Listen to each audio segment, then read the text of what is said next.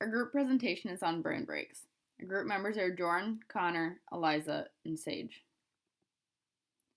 So what is a brain break? A brain break is a short mental break that is taken during regular intervals during classroom instruction. Brain breaks are usually limited to 5 minutes and work best when they incorporate physical activities. These mental breaks can come in all variations, from simple jumping jacks to 3-minute dance parties to a short yoga video. It is proven that enhanced learning through movement, educational kinesiology, increases the oxygen in the bloodstream and leads to improved concentration, which enhances children's readiness to learn. So what's an example of a brain break?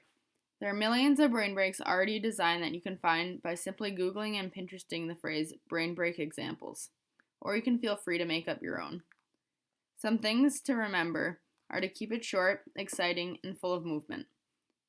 We have added a link to a YouTube video of a brain break so that you can see what a video-led brain break looks like. An example of a brain break would be an activity called Mingle, Mingle, Group. In this game, students mill about the classroom, saying mingle, mingle, mingle, in soft voices until the teacher says, group of 5, at which point the students must quickly group themselves into groups with the correct number of people. Students who are left over must do 3 jumping jacks before the next round starts. The teacher can call out any number for the group size. You can also add rules such as soon as a group is complete, all members must sit down in a line. I've actually done this in one of my classes, and I found that it really does help in the middle of a lecture. Helps me focus a lot more when I get that blood flowing.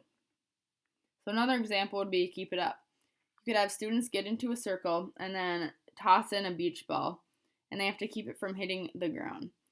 After it looks like they're pretty good at that, you can toss in a few more balls and see how long and how many they can keep going. So what are the effects of brain breaks? So students get more physical activity. It is important for children to get their 60 minutes of activity a day. Brain breaks will help kids reach that goal. It also gets students' blood flowing. So when a student sits for too long, blood doesn't flow to the brain as quick. This makes it harder for them to obtain information. With brain breaks, this gets the blood flowing to the brain again, making them more susceptible to information. I think we can all agree that when you're sitting in a long lecture, it can get pretty boring, and it would be nice to have a little break in there. It also brings fun to the classroom. Brain breaks bring a fun aspect to learning that students will enjoy. Kids learn more if they are having fun.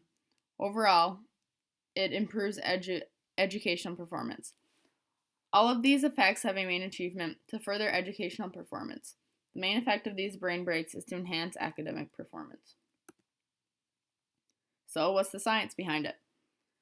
For new information to become memory, it must pass through an emotional filter called the amygdala and then reach the prefrontal cortex. When students' brains become anxious, highly confused, or overwhelmed, the activation of the amygdala surges until this filter becomes a stop sign. New learning no longer passes through to reach the prefrontal cortex and sustain memory. Even if students are not stressed by the pace of content or of new learning, a point arises when the amygdala exceeds its capacity for efficient conduction of information through its networks into memory. Brain breaks can be planned to restore the emotional state needed for the amygdala to return from overdrive into the optimal state for successful information flow. So basically, once you get blood flowing to your brain, you're going to remember a lot more. So some studies. In 2014, a study about brain breaks was performed among various Oregon school districts. The schools viewed an exercise DVD that added short breaks of physical activity into their classroom as part of the daily routine. After applying the brain breaks, the participating schools were surveyed about the results. So the results.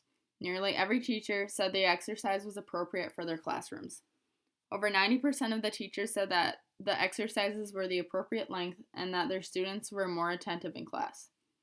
More than 80% of the students approved of the exercise, and 95% of teachers said that they mostly approved of the stretching and relaxation activities. Around 3/4 of the teachers decided to use the program at least twice a week, and almost all teachers plan to continue using it. So as you can see, there's an overwhelming amount of evidence that proves that brain breaks can help kids.